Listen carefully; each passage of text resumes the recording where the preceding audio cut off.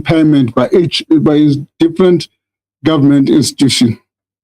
In this regard, I'm sure the team made reference to the fact that we will also be taking a similar exercise against provinces, against national departments. We send letters to provinces, as we've done to municipalities, and said, here are the amounts that you owe to municipalities. Verify these numbers. They came back and said, no, these numbers are not, it's not our duty. The PFMA requires an accounting officer to make sure that you can deal with whatever your accounts creditors. Yeah, they're creditors. We are now in the process of proceeding with provinces as well. We trying to verify the national departments. We'll be sending letters to the national departments as well over the next 2 or 3 days to say those municipalities that owe, those departments that owe municipalities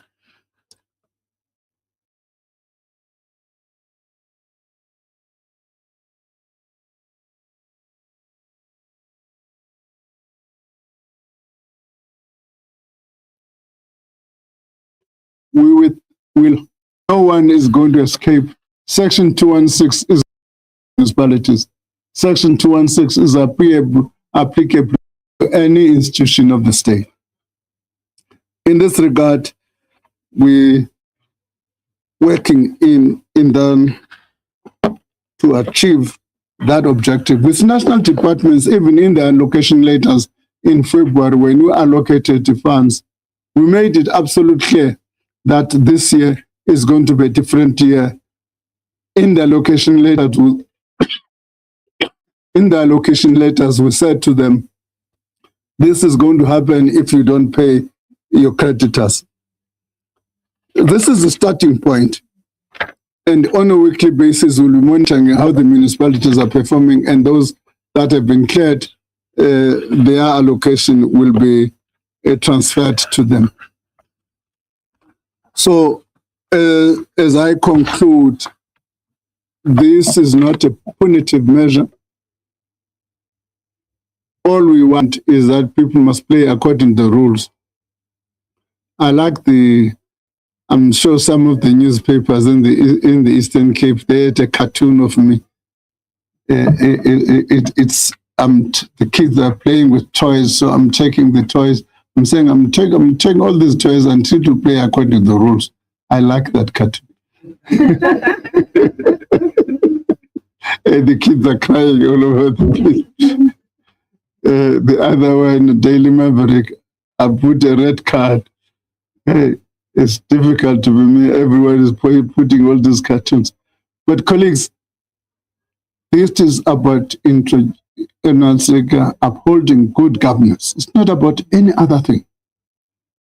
And I refuse to be drawn to discussing specific individual municipalities. I want to discuss the process insofar. And again, I'm dealing with institutions. I'm not dealing with individuals. Individuals come and go, and the institutions are going to remain. In local government, there's going to be election. There will be new mayors, there will be anything. The rules are going to apply. It's not about the individuals. It's about the institutions they deal with. It's like when you're dealing with treasurer, you're dealing with treasurer as an institution. Kodongwana may go. So that's the message we send. We want a culture of good governance, a culture of respect for the laws. It is unacceptable that people can decide to spend money they don't have. It is unacceptable for people to fail to do a simple thing. When we talk about unauthorized and fruitless expenditure, we are not saying to somebody, pay money. We are saying to somebody, your accounts committee, public accounts committee of the municipality, they call it impact. It has made recommendation. All you are required to do is to call a council meeting to meet, and that council meeting must make a resolution on the recommendations of that committee. And those recommendations may have, of course, consequence management, but it's for the municipality to make sure that once you do that, there's a write-off. You can easily reduce your unauthorized and fruitless expenditure. So why can't people do simple things like that? Call a meeting and get this thing and write off and do this thing so that we begin to clear our books, because the Auditor General is complaining that these unauthorized expenditures are growing because people are not going to the council and deal with the existing and make sure that the council make a resolution. Thank you. Thank you. Thank you. Oh. This pen is not mine. You want blank? Huh? Blank? No. Thank you very much, Minister. We will now hand over to the media to ask any questions that they may have. I'll start with, I can't see properly, the light is right in my eye, but I see 1, 2, and there's a third one over here.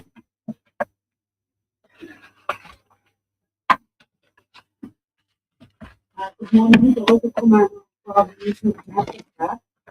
just looking at the, thank you.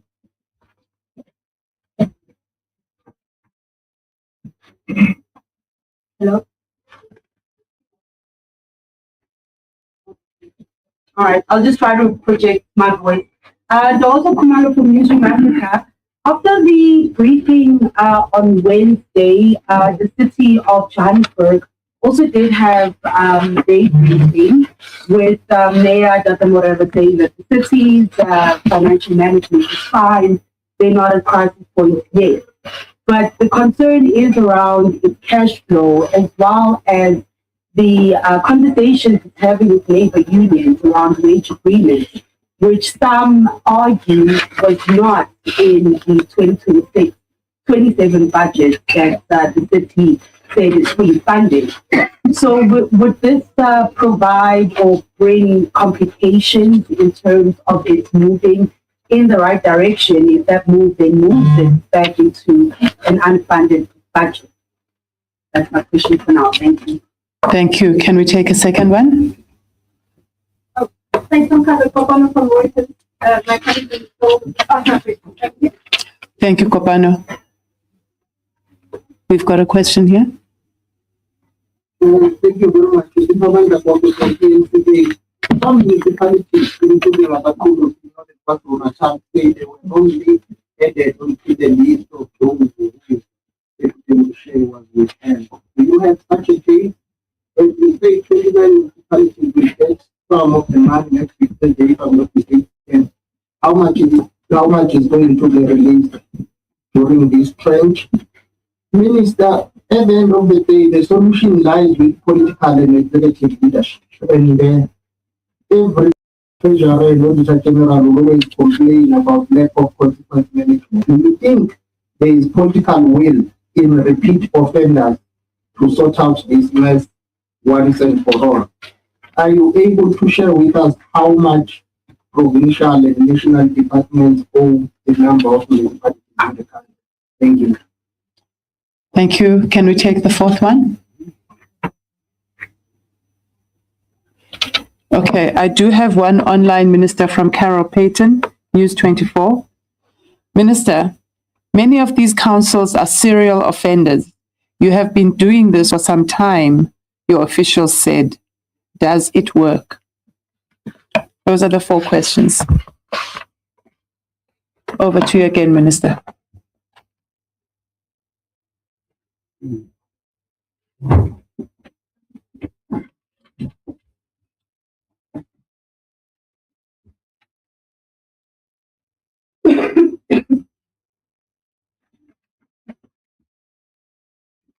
You know,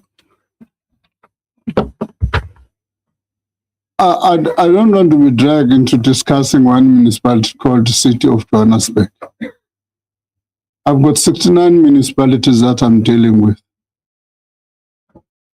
And my reading of Dada Murewa as response was exactly the same, that no, what are 69? We are part of the 69 municipalities as City of Johannesburg. And correctly, Dada says, we are working with National Treasury. We understand our own weaknesses, and we want National Treasury to work with. In fact, they've reached out. Our teams have been working with the teams of the City of Johannesburg to try and help them deal with this situation. And in that regard, I'm not panicking about the City of Johannesburg. Even the agreement which is made a major issue. After my interaction, you must remember I raised the agreement in my first letter with them. Subsequent to that letter, we had a meeting with the City of Johannesburg. Constructively, we engaged. In fact, they actually explained to us the contents of that agreement. That agreement dates back to about 2016 or 2015. That's how old it is. Where the only thing that is done recently was to re-evaluate what has not yet been paid. And therefore, there are clauses which allow the municipality to be able to deal with that issue in the event that it can't afford in a specific financial year. So it's not that it's going to be forced to pay 10 billion rand this year. The clauses of that agreement allow it flexibility to pay as when it can afford. So I'm not worried with that. After that discussion with the municipality, I'm happy that we can work with the. There are cash flows. Most of these municipalities what we're dealing with have got cash flow problems. No doubt about that. No doubt about that. Let me just point out another important thing is that most of municipalities have relied on electricity as a source of revenue. People are migrating from the system at the moment. And that source, one way or the other, is narrowing. And the municipalities have got to think what kind of revenue they've got which is going to make them sustainable over a longer time period. And these are the structural things the municipalities have got to deal with. If Abakulisi was added wrongly, it's for them to come to Treasury and say, Treasury, we're in this list incorrectly for the following reasons. And we will publicly admit if we did put them in this incorrectly and remove them.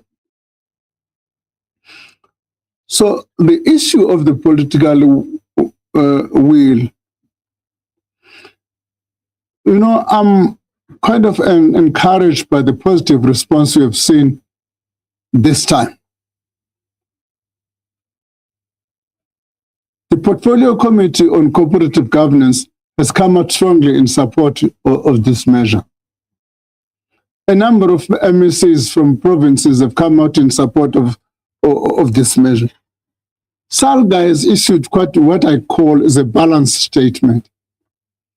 I think moving from this incident, I think we're going to have proper conversation with all of those institutions to ensure that we can collaborate in our efforts to give effect to this. Does it work? Carol Patton makes reference back that some of these municipalities are serial offenders. In my opening remarks, I made that point, that some of them are. We must then look at, is the capacity the problem? If that's the case, we've got to make sure that we assist them with the required support.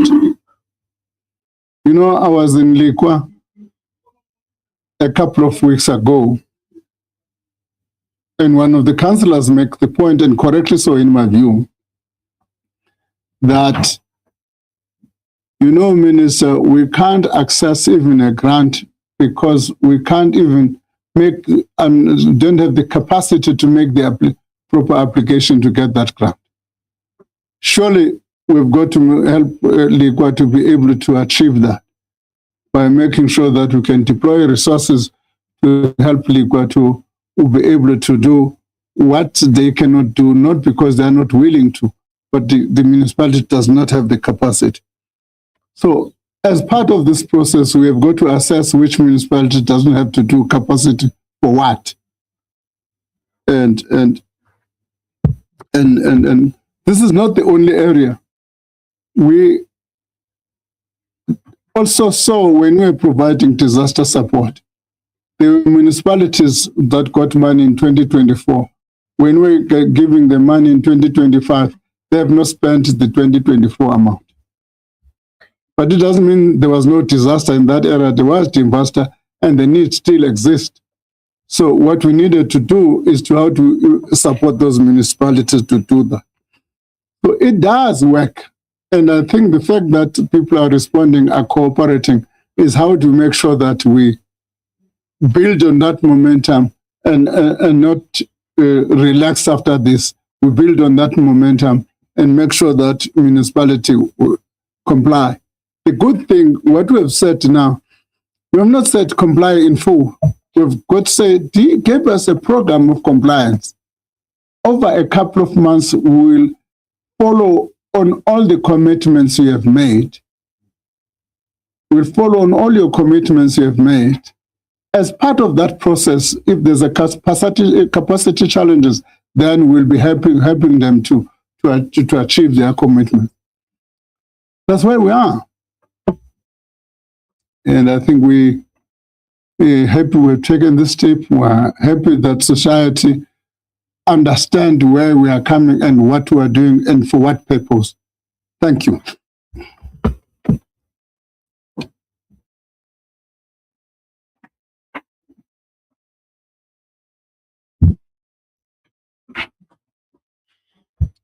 Thank you, Minister. We do have some other questions that are coming through online, and I do see you, Newsroom Africa, again. There's one from Tebe Mabanga, and I think this one will be for Ukhale and Jan to handle. What impact will this action have on the debate about increasing the equitable share of municipalities from national raised revenue from the current 9.8% to SALGA's proposed 17%? Can municipalities argue for a bigger share? That's the one question. There's a follow-on question from Carol Payton, News 24. How much do provinces and national departments owe municipalities? Then there is a question from Vuyomvogo. How much? What? How much do provinces and national departments owe municipalities? And then there's a question from Vuyomvogo. In its response this week, SALGA said to deal with the problem comprehensively, there are systemic structural challenges that must also be addressed. Among them, a review of the equitable share formula and broadly the funding of local government. That is from Vuyomvogo in Newsroom Africa. Then there is another one from Carol Payton, News 24. The city of Johannesburg lives beyond its means.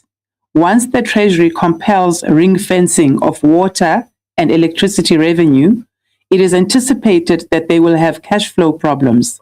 Does Joburg need to restructure operations to live within its means?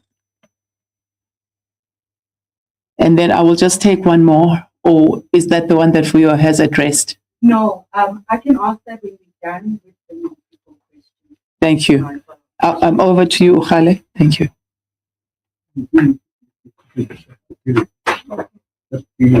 How much?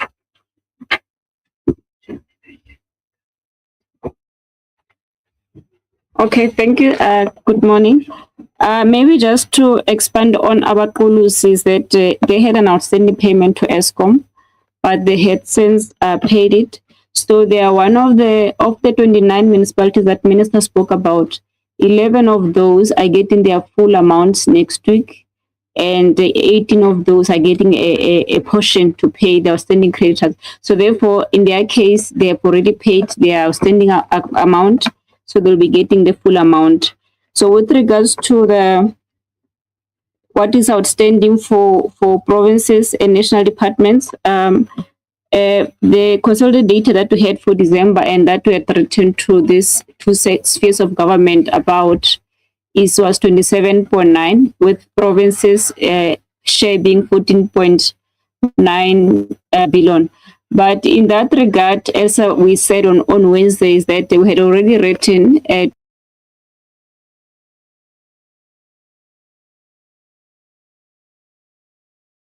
to,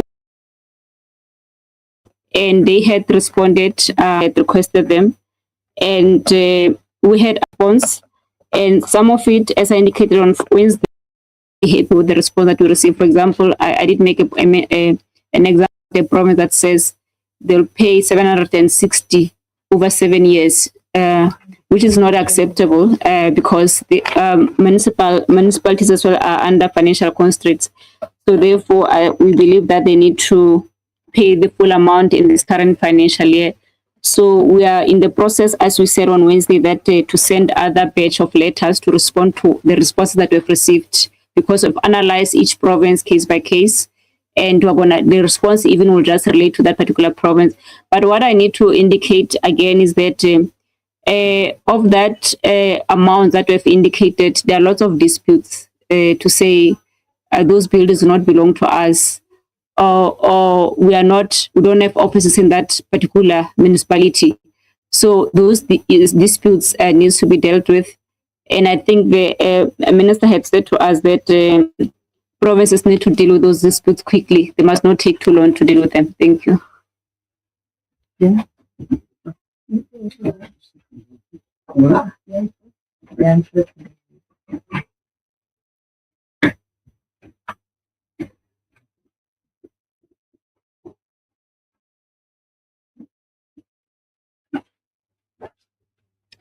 Good morning to the members of the media. So I'll respond to Carol's question about the restructuring of the city of Joburg. So at the heart of the Metro Trading Services reform that the Minister has referred to is essentially the refinancing of revenue for the entities. Now, in a municipal space, it's important to look after your asset base. The assets in your municipality is what generate revenue. And historically, and if you look at a period of time, our cities have generally not invested properly in their asset base. And what the Metro Trading Services reform is trying to facilitate, that the trading services, or in other words, the tariff services, start progressively to generate revenue and surpluses, and that surpluses will then translate into proper investment in the trading services, because that's the real revenue that the metros have to their disposal in terms of how the system has been designed. Now, at the heart of this process is that it is about a single point of management accountability.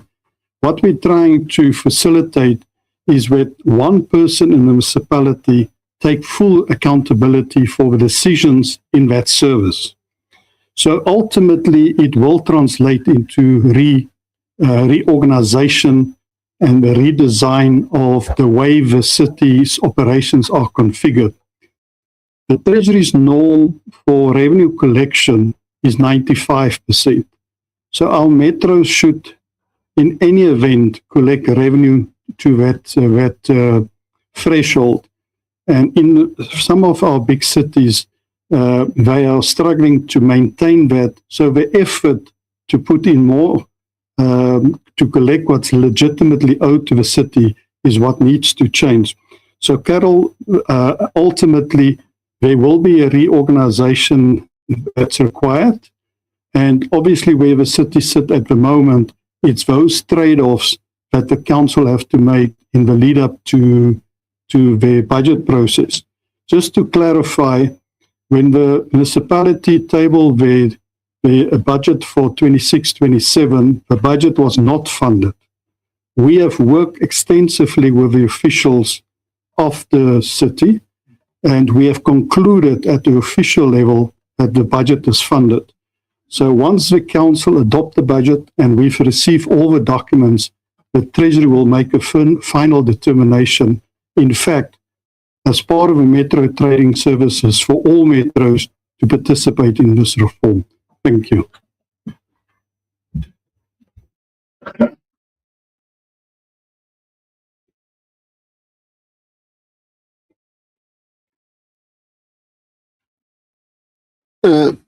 Let me start by reinforcing what Jan was saying about Johannesburg, City of Johannesburg. It's not only City of Johannesburg. A couple of municipalities to get into proper footing, there will be a painful exercise of restructuring. Now, Jan can't say that. He can probably get fired if he says so. But I can say this. The municipalities, a number of them, we've got to look at what are their cost drivers. As part of that is to restructure the finances of those municipalities. It's not the City of Johannesburg alone. A number of municipalities will have to undergo this exercise so that they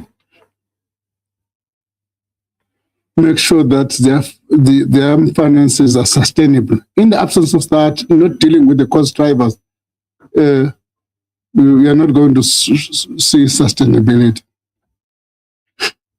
There's this thing which is being thrown around that a solution is changing the revenue formula, and people are promising each other across the street that that's going to happen with ease. Not going to happen with ease. I'm not going to mislead anybody here.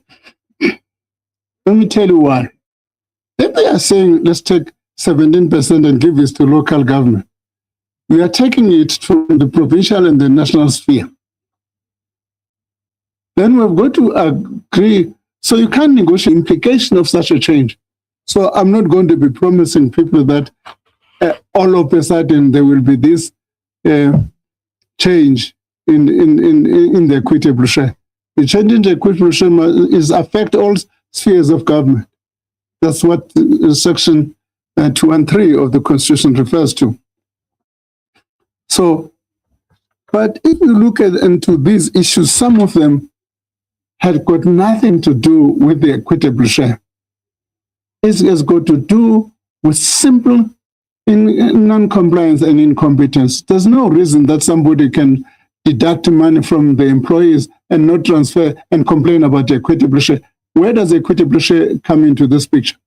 You've deducted money from the employees, and those are pension fund, you're supposed to transfer that to the pension fund, the equitable share does not come into the equation. We are required to reduce the unauthorized expenditure. It's already declared as unauthorized by the Auditor General. All you require is to go into a council meeting via impact and the council make a decision. Where does the equitable share fit into this picture? It's just people must get things done and then complain about unavailability of resources later. But they must do the simple things. All that we require here, if you look in all these letters, they're simple things. Where people may complain about equitable share, they may complain about non-payment and so on, then we can hear that. But non-payment is but one of the three issues we've raised. The other three issues have got nothing to do with non-payment.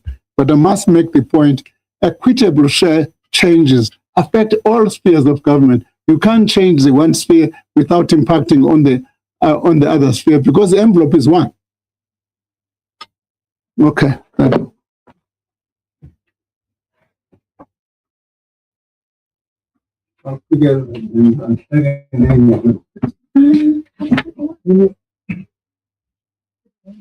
Ntokozo, you still have a question? I do, yes.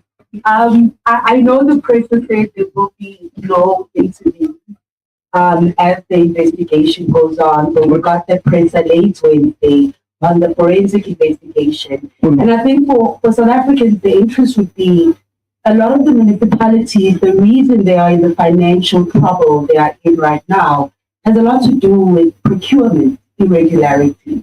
So if we could just get a soundbite from the minister on this investigation and just whether we are looking at procurement as a whole from the testimony that came out of the Makanga Commission.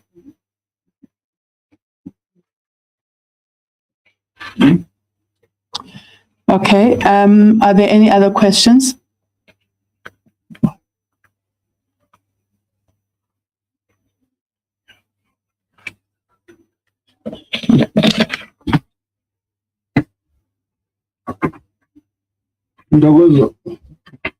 Ndogozo uthe bendikuve washo no your question unrelated to municipalities unthatha amachance. Is unrelated to municipalities. First and foremost, this allegation was made while I was in Gambia.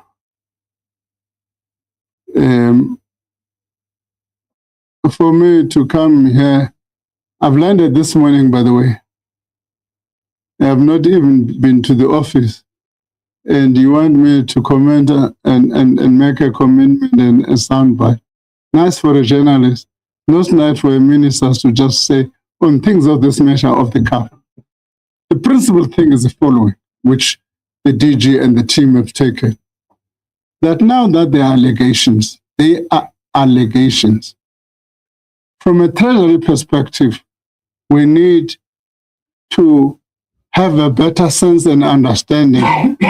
And the only way we can have a better sense and a better understanding of this thing is to appoint a forensic investigation so that that forensic investigation give us a picture.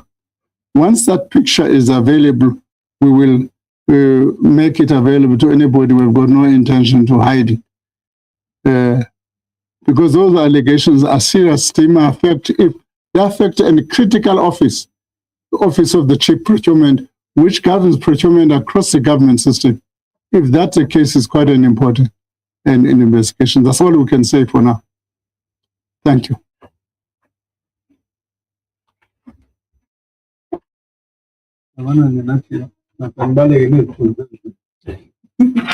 Why? I see that there are no further questions.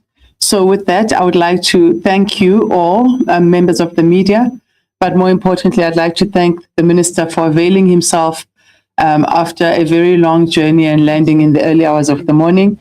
And I'd also like to thank the officials who have again availed themselves for this press conference. I wish you all a very good and safe weekend. Thank you very much.